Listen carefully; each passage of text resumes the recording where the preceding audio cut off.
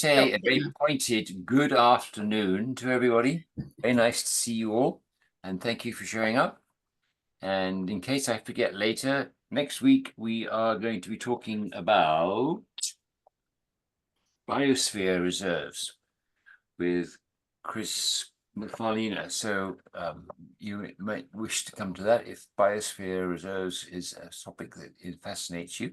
Today, however, we have a much more pragmatic and natural thing. So let me introduce, well, I don't think you need any introduction. Mike Eccles from Hay is going to chat to us today. And Mike, the floor is yours, please. Right. Okay. Well, I'm going to talk to you about the Hay Resilience Initiative and what it is and how it started. And I need to actually share my screen. It's a share thing here. I don't know what makes it possible for me to do that. Here we go. And if I share that. Yeah, that's good started. Is it working? Well, yes, we are. Yep. You can see it? Yes, we're on your presentation. Okay, great. You may need just to switch to slideshow mode, but otherwise you're fine. Right, okay, so here we go. Okay, so everybody's still there? Yes, and we see you. Yep. Great. Okay, so so that's a picture of Hay on Wye, and with the Black Mountains behind me when I took the picture. And we've got about 2,500 people actually in Hay, and probably another 2,500 around the outside of it in various different villages. And the initiative is it's a rural community engagement program. So it's using deliberative democracy, that's community assemblies, as real democratic vehicles to take powerful action on those issues over which we have or wish to gain agency. It's made up of 3 pillars. And the first one that we started with was food. So the question is, why did we choose food? Because we can do our part to significantly reduce our carbon emissions, where we can achieve a 22% cut in emissions arising from food consumption. In other words, how it is grown, it's local and it's grown agroecologically. And we can actually contribute to 31% cut in non-CO2 emissions arising from land use by not buying food from where we buy it from at the moment. We actually reduce the amount of CO2 emissions. And that's because of the resulting habitat restoration, land use change, and sustainable farming practices. So the second pillar has to do with well-being. And the most important thing about this is it's driven by kindness, so that you have a values-based model, which is something which people do respond to. And the intention in this particular model is to change the culture all around mental well-being in this particular pillar. In other words, we want to create an environment where it is okay not to be okay. And the Assembly will think tank and suggest a series of preventative measures, which we can then implement as and when we want to. And the objective is to catch ourselves if we're feeling depressed before we need NHS help, and to redirect our state of mind into various forms of community activity and support. The idea is that we are facing the future. We're not on our own, but we are together as families, as neighbours, and as a community. And the third pillar has to do with energy. Now, energy will, if we run our own energy company and do it right, we will have a 51% cut in emissions arising from the energy uses as a result of energy efficiency, a shift away from fossil fuels to heat and power homes, services and businesses.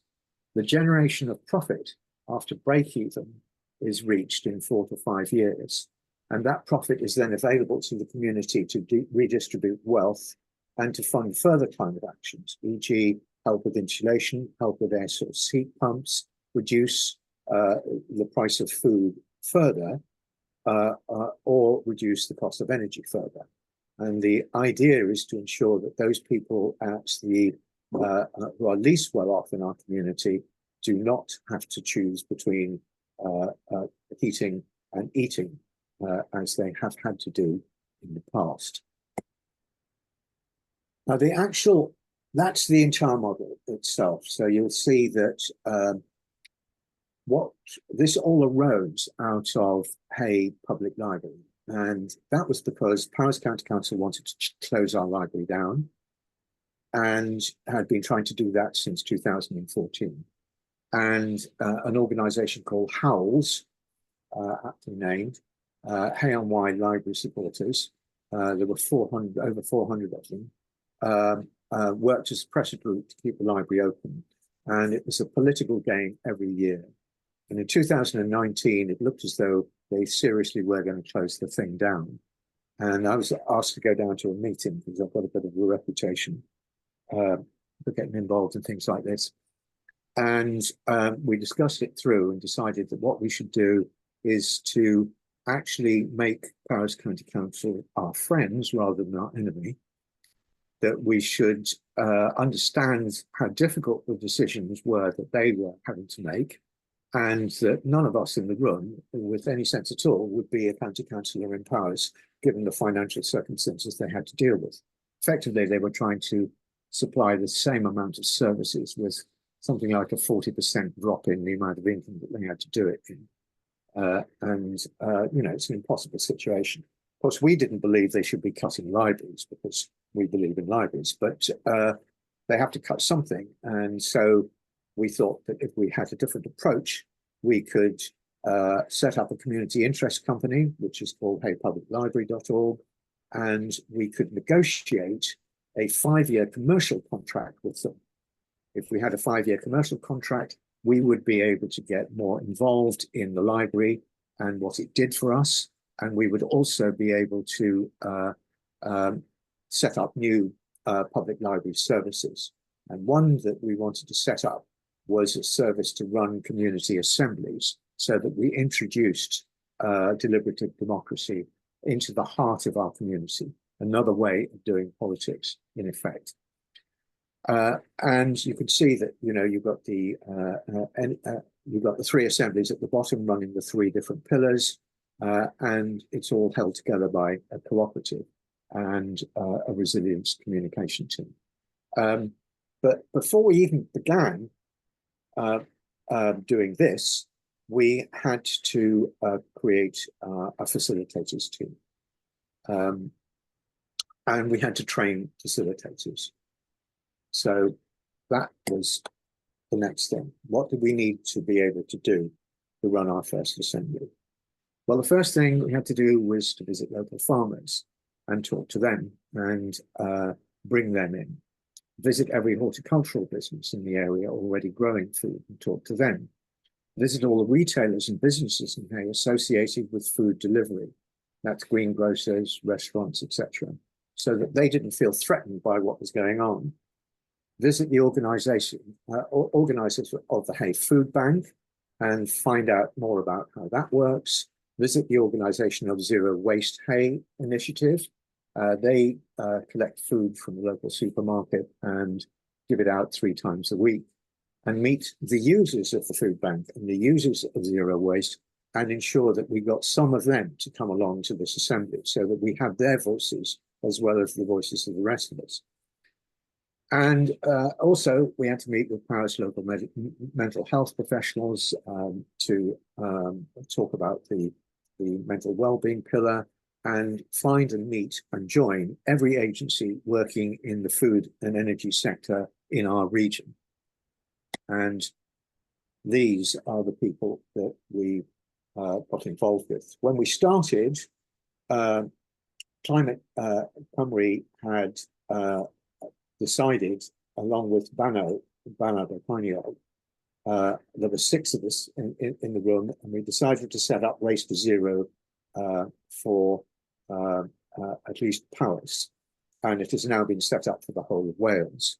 So we work directly with Banter National Park to help set up Race to Zero in Wales. We joined the Powys County Council stakeholders group. That started off in complete chaos. Now there are some really, really good people in there. And the thing is coordinating so that we coordinate Banter National Park with Powys County Council. The park is in Powys, but they're two separate authorities. And we had to entice Powys County Council in to use Race to Zero as their framework. We also joined an organisation, which isn't one here, called Eggin. And Eggin was set up in Wales as a sort of network of everybody who's doing anything at community level in climate resilience of one sort or another. And it gives you access to a consultant or mentor who then helps you develop your business plan, who then pairs you to be able to apply for an Eggin grant, which is a 15 grand grant, which you can use for whatever you apply for. And then there are the other organisations that were involved: the Martyrs Weald Food and Farming Group, the All Wales Weald Food and Farming Group, the South Powys Food Partnership, Our Food 1200, Llangata Green Valleys Energy Group, and Community Energy Wales.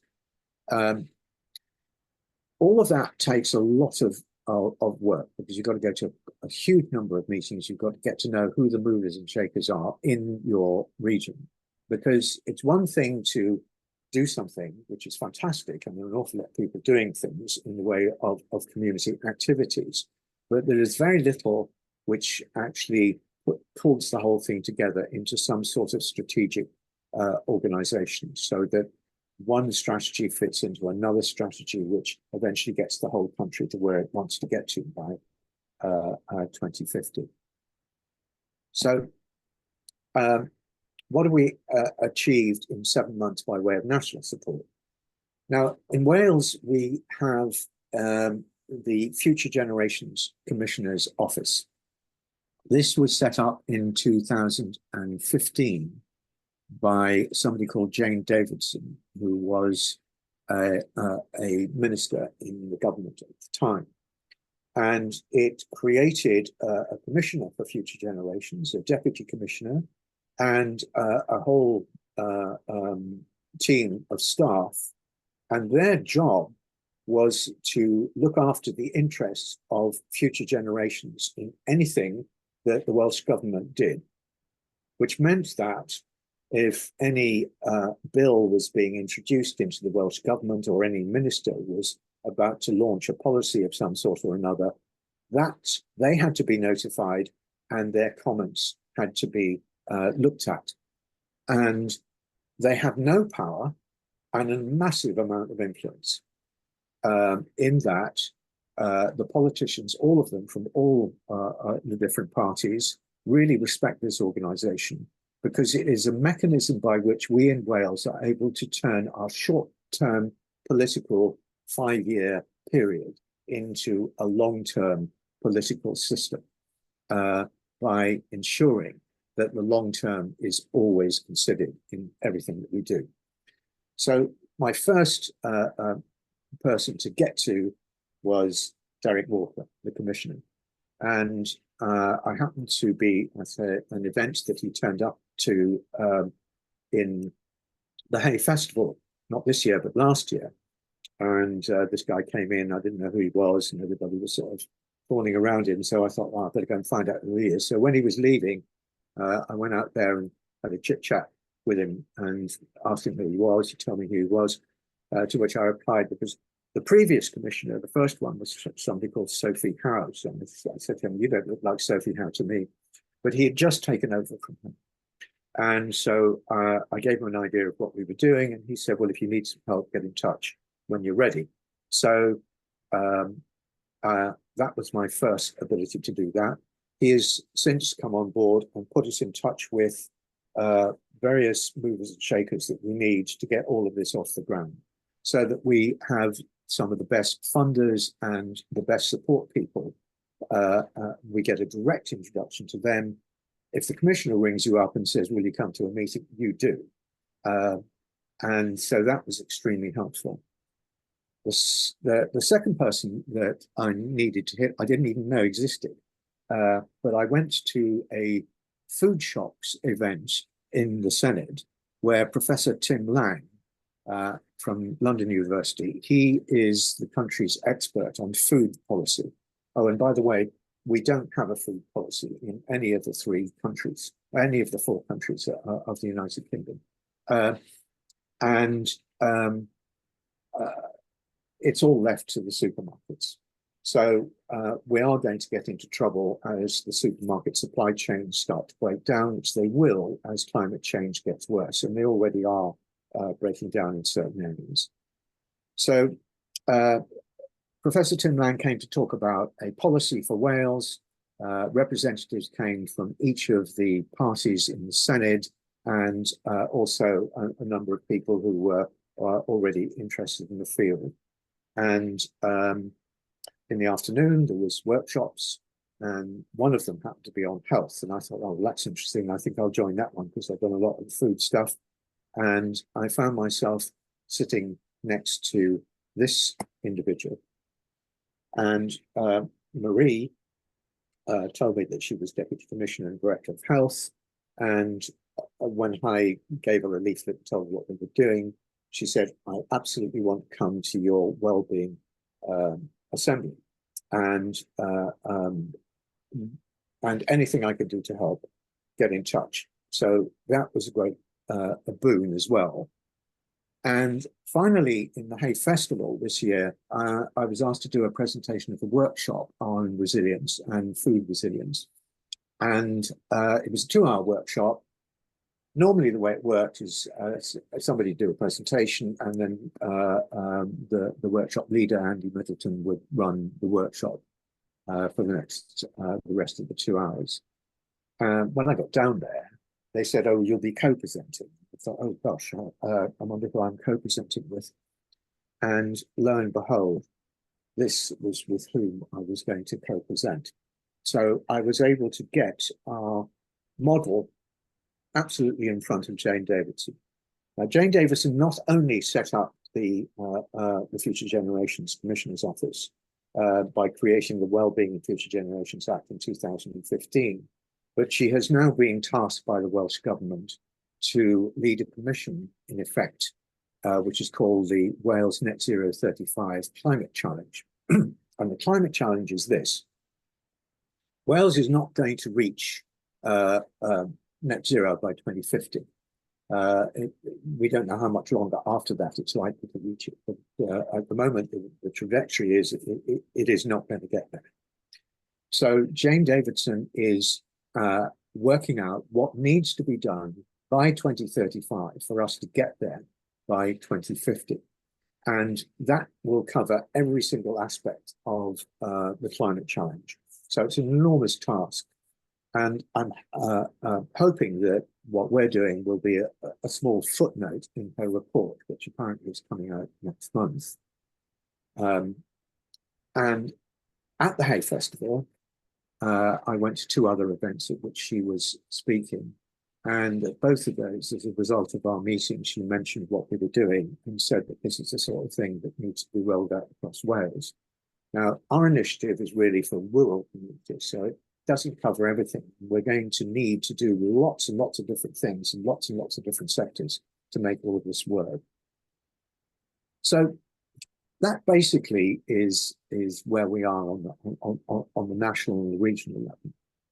And now I'm going to talk a bit about running assemblies. So I'm going to be talking about marketing, the question of the assembly, facilitating it, designing it,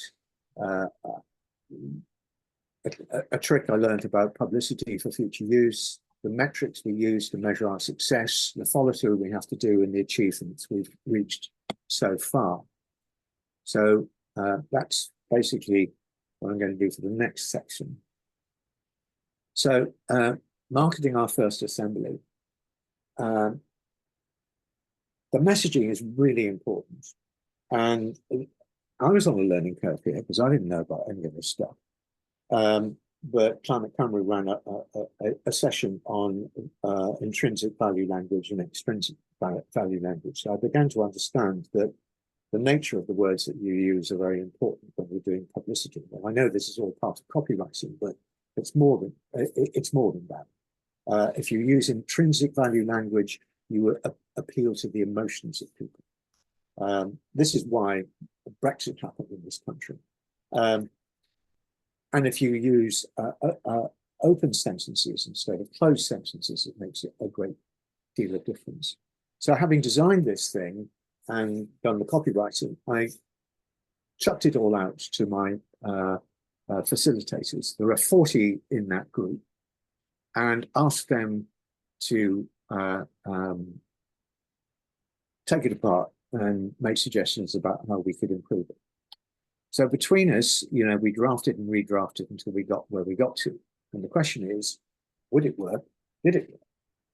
Well, it did, in effect, because we were able to bring in 80 delegates to our assembly.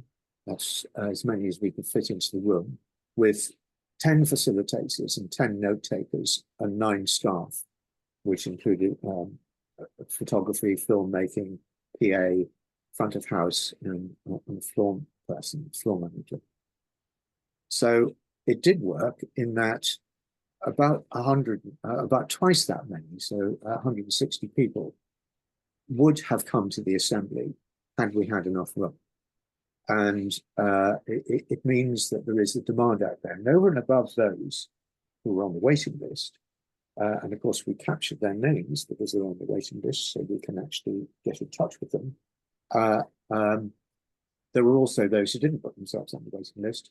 So we reckon that at least 10% of our community are engaged in the food issue.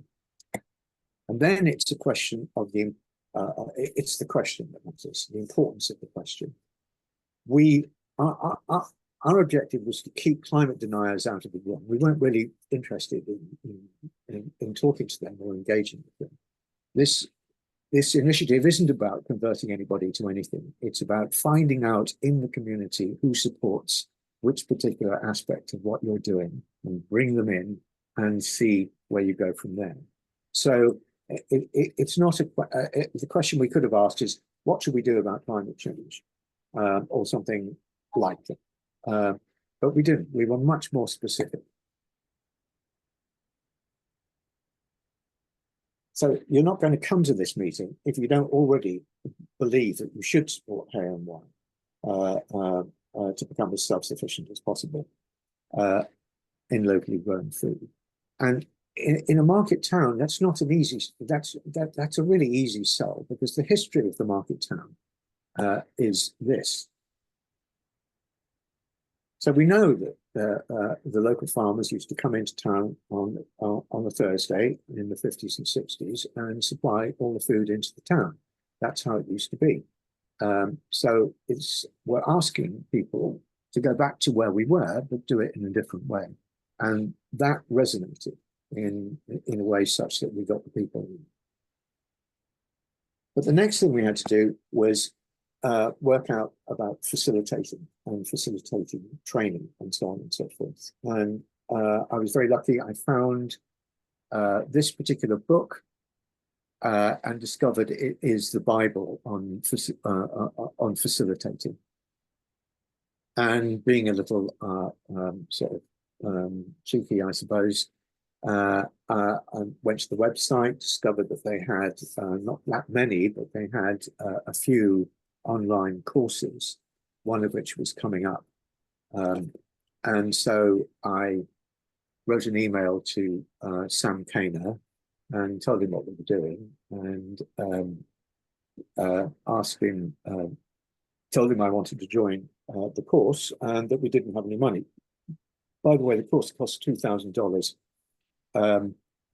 and we didn't have any money. So, so I got an email back saying that he was really interested in what we were doing, that he'd love to come and find out more when he's over in the UK again, and that he would like to invite me as a guest to the course. So effectively, we got the course for free, and that enabled me to be much more confident about how to design an assembly.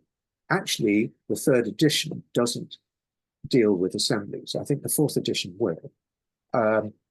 So we set up one particular thing which I'll show you, which is how we designed the assembly. I mean, this is a spreadsheet, and each one of the green things opens up with more information about what is being done inside that segment. But basically, we opened the meeting, and then we had somebody explain what the assembly was, what the rules were, how it was going to work, and how the facilitators worked, and what the note takers were going to do, and so on and so forth. The idea was to educate the attendees on an assembly and get their permission for the facilitators to do their work. Then we had an educational section where we had a number of short films on possible things that we could do based upon things that were already being done both in this country and abroad. We had an expert on CSAs talking about how to set a CSA up. And we had another expert farmer who I mean, there's very little he doesn't know about all of this, to give a short talk as well. And then we went into a breakout session where the question had to be addressed by the people at the assembly. And that's where the hard work got done. Then we had a tea and comfort break, and we had a final session, which was also another breakout session. But we also had to fill out the feedback forms that were needed by the funders and the feedback form that we needed in order to be able to grow the initiative. And that was basically how we did it. Now, if I was to do it again, I would first of all realize that the tea and cake and comfort break is probably as important as the breakout session, because that's where people networked and more ideas came out.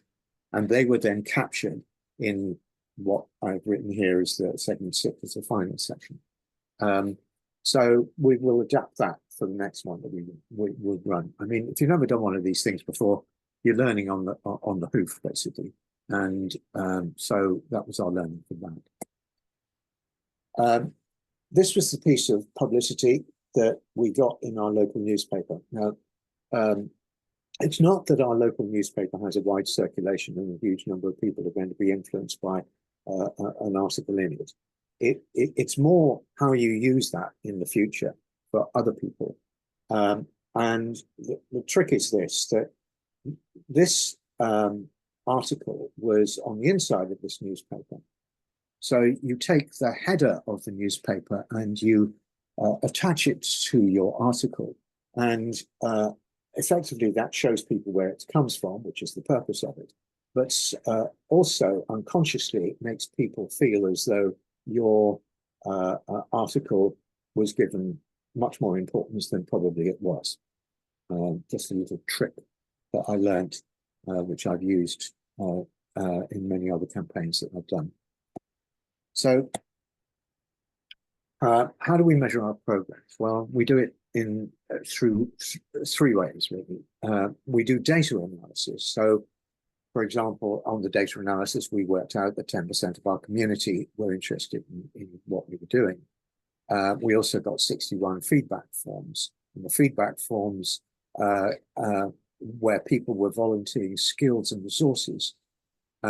And also we got a whole series of action plans which were suggested, which we could implement. So that is the first section. You collect data and you analyze. And the analysis of that data actually is quite specialist. We're very lucky that someone who came to the assembly was a data analyst. And so I've got a really fantastic databases as a result of her being there. The second has to do with community engagement. This you can't measure this, you just have to feel it. What was happening was that the community was gaining ownership of the decisions that were being taken and the resulting actions needed. And that is really psychological and very important. And also, they gained an understanding that this initiative would bring about a redistribution of wealth within the community, assuming we get it all right. And the broader measures that the resilience initiative process is already building resilience. So the mere fact that we're running the thing helps to build a feeling of community and togetherness. The carbon, so that's the sort of second metric in a sense, second group of metrics. And of course, the final one is that we now have a structure in place to align with Banner National Park and Race to Zero campaign carbon targets regionally. So we're in a system. So what have we achieved in the last 7 months for our food pillar? Well, these are the items. And this was interesting. This we formed a WhatsApp group, and that was actually run by somebody else, not by me. And they decided they wanted to start up an evening market for real food in Hay. We have a Thursday morning market, but they thought that people who were at work weren't able to attend that market, and that they might be able to come to an evening market. It starts at 4:30 on a Tuesday and finishes at 7:30. And that's up and running, and so that's one thing which is actually happening. And we're also in negotiations to start an online supermarket for local growers. That is based upon the Tamar Valley Good Food Loop system. And the person, Sarah Rupp, who runs that, came up and gave growers all over Wales an indication of how that worked. And I happened to be going to Cornwall for my holiday, and she invited me to go and see them. So she showed me everything that they did and how they did it. And also one of the people that Derek Walker has connected us with is somebody who helped to set up that online supermarket for them. So we don't have to reinvent the model. We can actually look to see whether we can do it for ourselves. In our feedback form, I think we had 9 people or landowners who were prepared to talk to us about providing land to start a community-supported agricultural business. The reality is that in Hay, in order to feed everybody, over the next 10 years, we would have to start 10 CSAs. The optimum size for a CSA, I mean, about as big as it can get, is feeding 150 households. So if you do the maths and you're going to feed, say, 80% of your community, we would need 6 or 7 of them. However, we also learned that by creating an online supermarket for growers, that the growers would fill that marketplace. So if we harness the demand and point it in the direction of the growers that are operating locally, we probably don't need to be running CSAs. Now, it is possible that there will be a group of people, either householders or a group of growers, who want to start a CSA, in which case we will be able to find land for them on which to do that.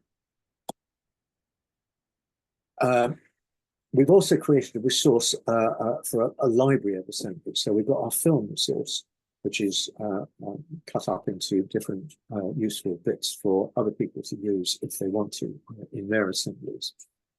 And we also had to develop a requirement for a CSA for landowners, so we know exactly what that's going to look like.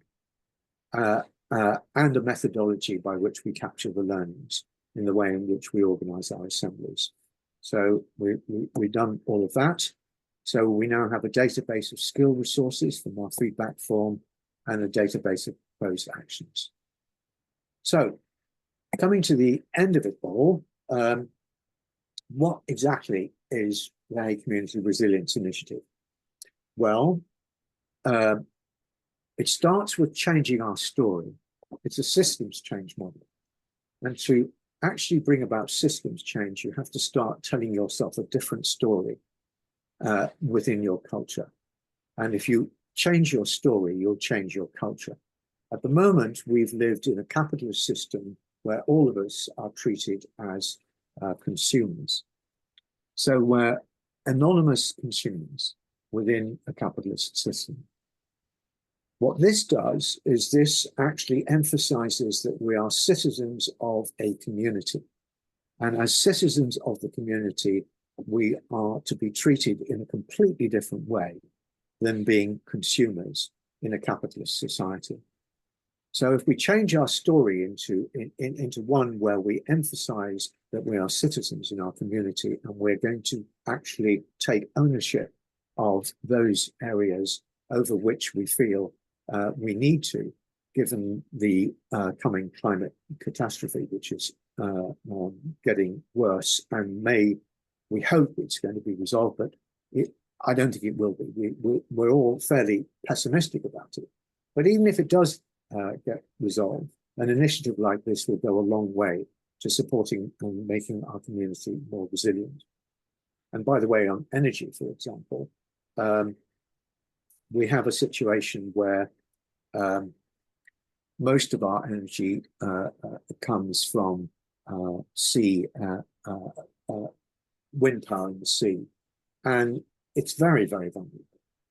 Whereas if we could generate our own local energy production, it's much, much less likely to be attacked because it would be all over the place. It would be everywhere and more difficult to, it'd be much more resilient.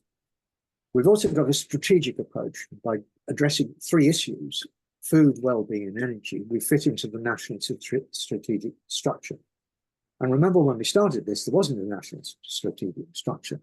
And we had to work with many other people to make that. I mean, I didn't do very much except pitch up to meetings. A lot of other people are much more important than I am. Also, this initiative mobilizes and motivates citizens. By involving and giving people a say, we create a sense of ownership. It gives people agency over their future. By creating a sense of ownership, we give our community agency. Introducing deliberative democracy. In using community assemblies, we introduce a whole new way to work democratically as a community. And for those who haven't actually ever been to a community assembly, it is facilitated in such a way that everybody gets to speak. Everybody gets to learn how to listen to other people without thinking about what they're going to say in response, and actually listen to them properly. And everybody is valued equally. So you don't have extroverts and loudmouths as you do in public meetings taking things over. It's a completely different way of working. Also, it results in reducing our collective footprint. It addresses the zero carbon issues without emphasizing it, basically. And it builds community resilience and cohesion, which in turn gives a sense of community, a sense of citizenry, a sense of hope, purpose, and belonging. So that's it, really. Now I've got to get out of here. Let's see how I do that. Right. Right, I'm back. Do I have to do anything to stop sharing? Yeah, yes, there's a button up at the top of the screen. There you go. Well done. Mike, wow, that was fantastic. That was quite the most extraordinary piece of joined up thinking I've ever seen in any sort of government organization. I wonder if you wouldn't mind taking over a certain country. This sort of thinking, because I Well, think, funny enough, I've just come back from quite a long yacht trip sailing back from the Azores, and we had a guy on board that I spent a lot of time talking to, who is declared that the UK government is not fit for purpose, and therefore he's going to redesign it. So I'm going to send him this video and say, "Oi, you've got some lessons to learn from this." That was absolutely stunning, Mike, and very, very exciting. I'm sure lots of people will have questions for you, and I'd ask people to use the hands up system within Zoom, please. But I have a couple of my own to get started with. So you threw some numbers at us at the beginning of how much could be saved by reducing local food or local energy. Could I just ask where the sources are for those yeah, that numbers? came from Banter. Okay. Banter used to be Brecon Beacons National Park. It's now simply Banter National Park. And it was a failing state, and it was taken over by a new CEO, and she brought in climate, really experienced climate activists who developed the 5-year plan. And that 5-year plan had those targets in it as what would be achievable, or what we needed to achieve in the next 5 years.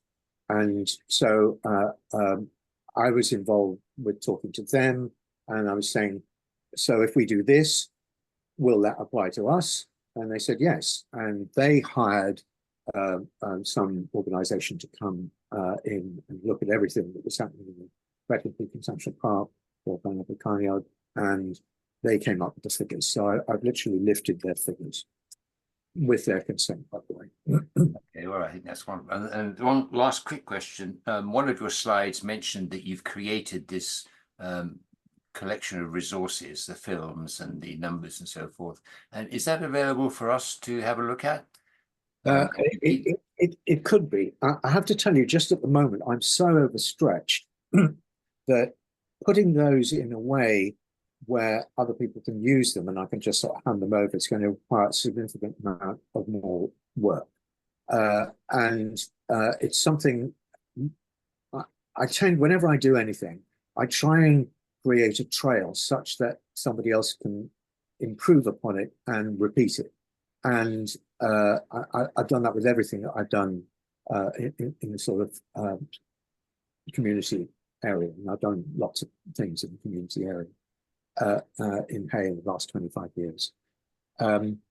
So the answer is yes, but it depends. I'm hoping to bring in somebody to help me working 3 days a week.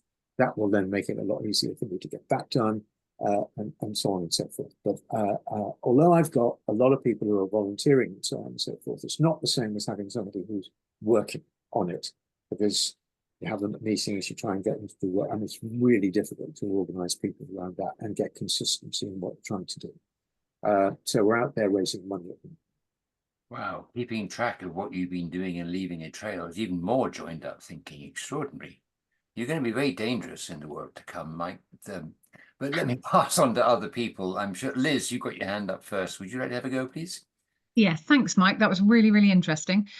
So how are you finding the balance with the food versus the energy? Because I know in North Somerset we're struggling at the moment with there is a draft local plan that's very much pushing solar farms and wind farms. However, a lot of that has been identified on agricultural land. So I just wondered how you were that kind of balance between the sustainable energy versus the food production. Well, the amount of room that we need in order to be able to have a wind farm that will provide enough electricity for all of us is really quite small. It's nowhere near as big as you think it is. And so, I mean, at the moment we haven't kind of addressed that. The bottleneck is the grid, and this kind of is a problem. And I'm not sure how we're going to get round it, but we're hoping that with the new government and their emphasis on community energy and an energy company and so on and so forth, will support us. But if they kibosh it, then we're kiboshed. So what we're trying to do is to get started so that we're already up and running before they come in with something which kiboshes us all. And then we'll see what happens. But we don't seem to have a conflict between them. I mean, the other thing is that the amount of land that you need to grow for a community is relatively small. We could feed the whole of Hay on about 110 acres. And there's huge amounts of land out there. So, most farmers, well, I don't know if this is true, but when I was a kid, most farmers had about 300 acres. So it would have been possible on a farm to feed somewhere 3 times the size of our community. I mean, it wouldn't, of course, because it wouldn't all be suitable, but that kind of puts into context how much land you need. And of course, up until recently, horticulture got no recognition from the government at all in terms of subsidies of support. And that is changing. It hasn't yet changed in Wales, but it has in England. And that should make a significant difference to help growers come in. We have the Black Mountains College, which is not very far away, who are training people to come into the industry. We've also got a very active Land Workers Alliance union, which I'm a member of, as well as a lot of other people. And so at the moment, we haven't hit a balance. But having said that, I haven't launched the energy pillar yet. But I've done a lot of, you have to get in underneath all of this in order to be able to launch a pillar to make it make sense. So I understand the position that you're in. But if the community owns it, then it's one community company. If there are companies that want to come in because they want to use the land around your community in order to generate electricity, that's a different ballgame. That isn't what this is about. If we don't own it, I'm not going to, in fact, I'm going to do everything I can to stop it happening. Because only by the community owning it itself can those profits be generated and go back into the community. So that's the only way we could fund community resilience. We have to have funding from someone. We can't always go out for grants, because grants will get us started, but they won't keep us going.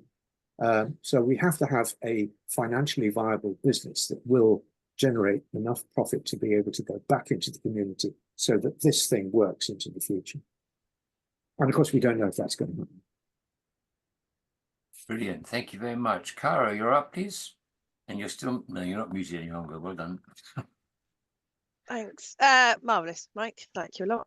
Like you're doing. I wondered about how you're potentially linking in and networking with other community kind of led solutions. I know that there's a few more resilience groups that are now setting up. One in Bristol's recently come to light, which is very exciting. A lot of what you've been done is similar to what Transition Network has kind of been led on. I set up a transition group many years ago, and it's great, isn't it, that food is really emotive, so it brings lots of people together, and from there you can kind of start going into other pillars, as you call it.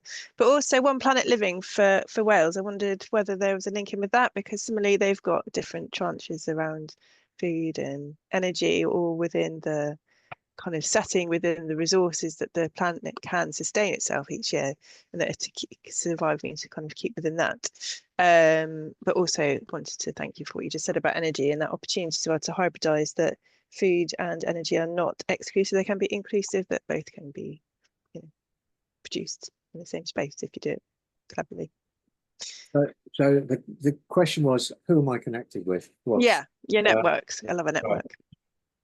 Well, I'm getting requests to talk more about this, but ultimately what I want to do is to get each of these pillars up and working and independent of me, because we're developing this as a library service. So we're trying to persuade the powers that be in the government that it should be rolled out through libraries throughout Wales to rural communities.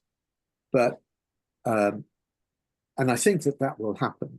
I've also been asked to speak at various different conferences and things like that, and that sort of things happen. Specifically, I am connected with all sorts of organizations, but you know, in a sense, it's not as connected as it might be. And in fact, if somebody could go out there and create a list of all the people who one should be connected with in all of these particular areas, that would be a huge help for me, because I just stumble across them.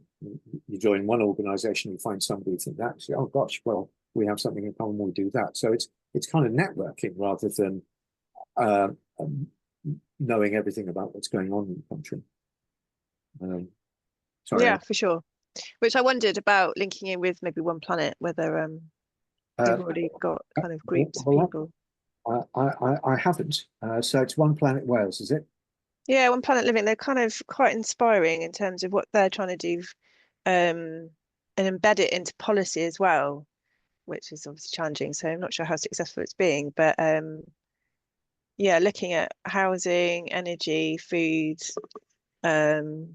using the kind of global ability to regenerate its resources to sustain people as its kind of main thing, because currently Western civilization in particular consumes about 3 planets worth of resources each year, and that's growing as we become you know, kind of wasteful society, which obviously cannot continue to sustain. And yeah, the One Planet was kind of started, I think, don't quote me on this, even though it's been recorded, I feel like the Peabody Trust has something to do with it, but there's a whole organization that's helped to set out these different pillars, as you call it, looking at the different elements of energy, food, housing, several of them, water, I think, as well, and what can be done to ensure that we're living within those parameters. But the kind of Welsh Government Assembly have been one very, one would hope, forward thinking in terms of adopting this as a methodology,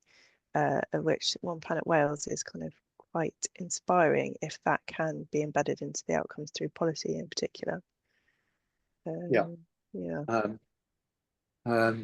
Right. Well, I could say more about that, but I see time is moving on. So, Stuart, perhaps you should. Hi, thanks. That was a very inspirational talk. I'm sure most people will take away quite a lot from that. I do quite a lot of growing my own food. And currently I've got a glut of tomatoes, aubergines, runner beans, courgettes, etc., apples, pears, plums. I was just wondering what you do about the seasonality of your grow your own food. Yeah, well, I mean, this is always an issue. You extend it by using polytunnels. And by the way, you could use hemp to produce the plastic that you need for polytunnels. And something needs to be done about that. But that's another story. So the season is extended by using polytunnels. And there are also instances where you may not have everything that you need. And in that case, you will go further out than your local area with your food supermarket. But basically, and the other thing is, if you develop an online local food supermarket, then what you can also do is you can add value to your produce by using your tomatoes to produce something else, so that you could, you could, well, you could do chutneys, you could do all sorts of things, you could do jams, you could do all sorts of stuff. So it seems that this isn't actually as much of a problem as you might think it is. What happened in Hayes when there was too much food produced, we would give it to a restaurateur who would cook it up into meals, freeze them, and give them to the food bank. Because the food bank won't take raw food because the people who go to the food bank don't know how to cook. And that's yet another problem which us to do it. And, you know, in a sense, all I can do is the best that I can with what I'm doing, and see where we get to. And hopefully when not only more people get involved in the project here, but more of these projects get going, then we will learn more about how to deal with all of this. But we can't even start with a food supermarket if we don't supply milk, eggs, bread, butter, and cheese. Because it's those things that people go to a normal supermarket for. And so if you want them to come to your online supermarket, you have to provide a whole load of products, don't you? And the Tamar Good Food Loop has got all sorts of things that we're selling, including various different things like jams and so on and so forth. Yeah. Okay. Thank you for that. Thank you very much, Stuart. Penny, you're up next, please. Hi, thanks, Mike. It's really inspiring hearing what you're doing. If I could just focus a little bit on the assemblies part of it, because I've been an activist with Extinction Rebellion, and people's assemblies are very much, you know, one of the things they are advocating for. And I put in the chat that there is an opportunity this weekend, if anybody's never been in a people's assembly or a community assembly, or ideally a citizens assembly, which is what we would, you know, ask the government to do to help us work out what we can do in the face of the climate crisis we're facing. So I just wondered how you came to that model, and you know, how you see the application of the assembly maybe being used in other areas of local government, maybe. Well, I joined Extinction Rebellion in 2019, and I played a fairly active part in some of the actions that we took. Early on in 2019, we decided we'd set up Friends of the Upper Wye because we were concerned about the pollution in the River Wye. And we decided we wouldn't brand it XR because we thought we wouldn't get as many people into it. And the net result of that was Friends of the Upper Wye, the Middle Wye, the Lower Wye, Save the Wye, Fergal Sharkey, and that journalist in Guardian.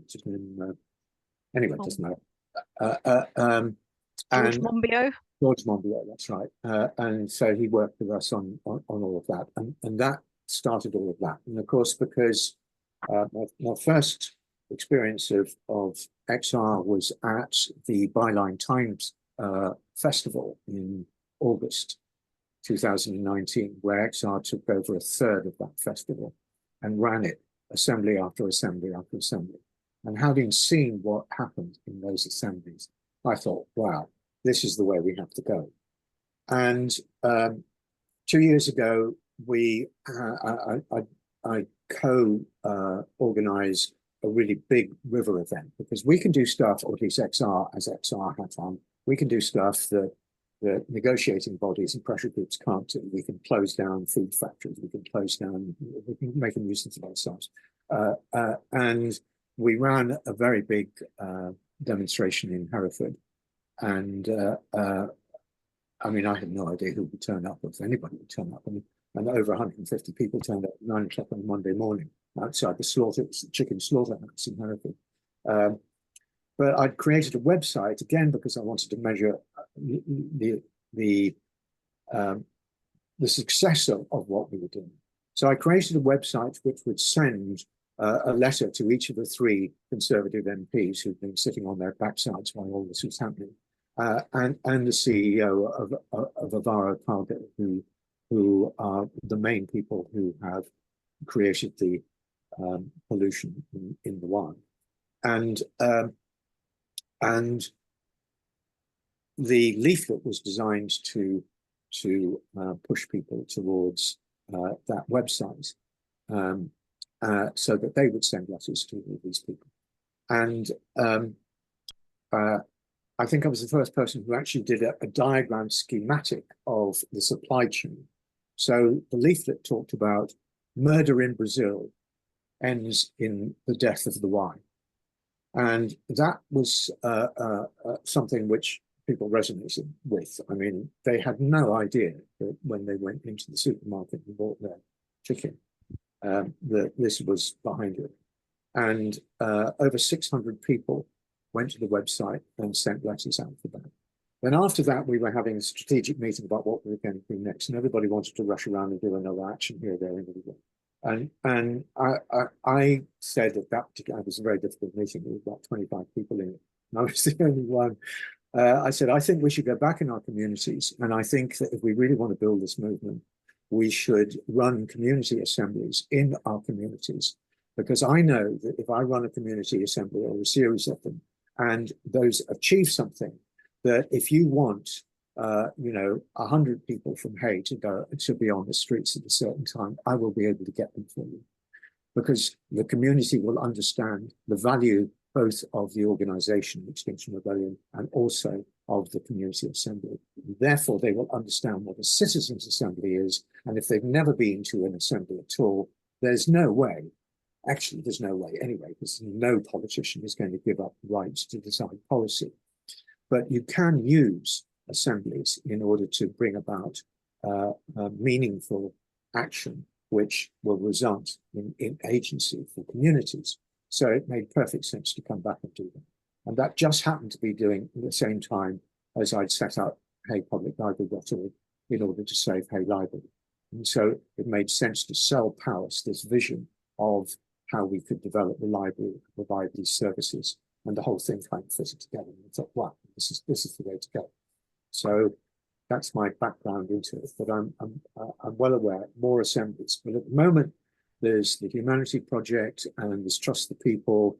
They're doing assemblies are being run all over the place. But most of the people who are running assemblies are not being strategic about it. And what worries me is that they will become debased, because people will go off to these meetings, all of this stuff happens and nothing happens. And that will kill it. That will kill support for it. No one will understand what it is, and so on and so forth. And I don't know how you control that, and I'm not even going to try. I'm just going to do it in my community in the way which I think it should be done. But also we have local councillors who use our assembly facilitators in order to run assemblies for villages in their community, addressing particular issues that they're dealing with. So we're talking about parking issues, we're talking about speeding traffic, we're talking about various things like that. And so we pop along and facilitate those meetings, and that helps the councillor have a relationship with their electorate, and it seems to work really well.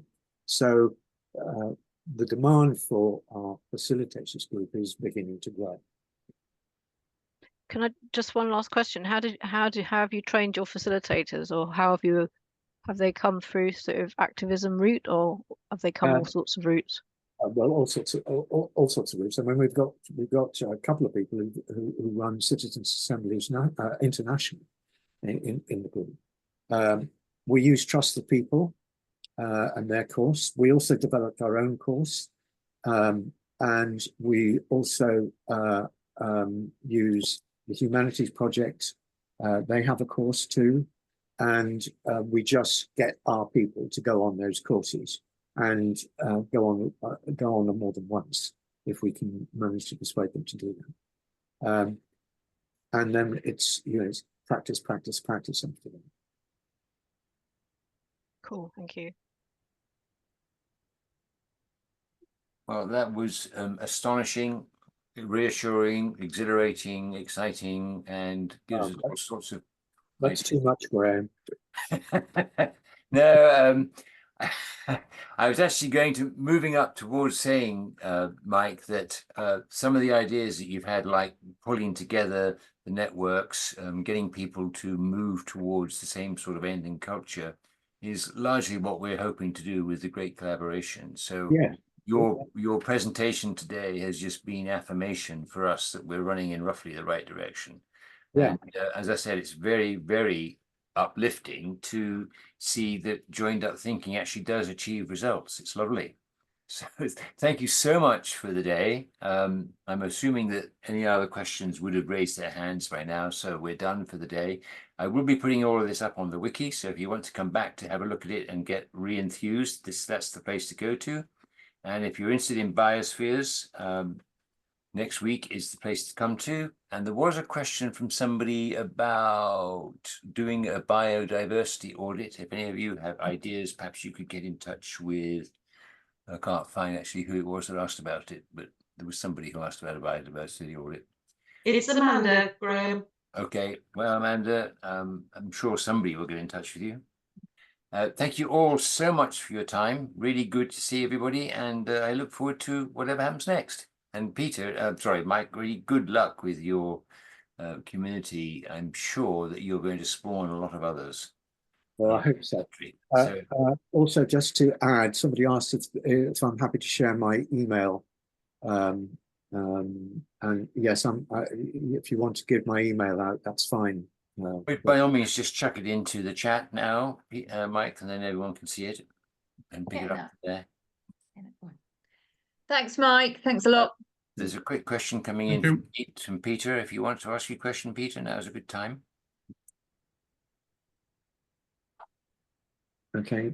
Peter Anderson, it's gone down again now, so maybe you've had second thoughts. Okay. Well, in that case, thank you all very much, and good to see you, and I hope we see you again. Take care and have a wonderful rest of the week. Bye-bye all. Thanks. Yeah. Bye. Thank you.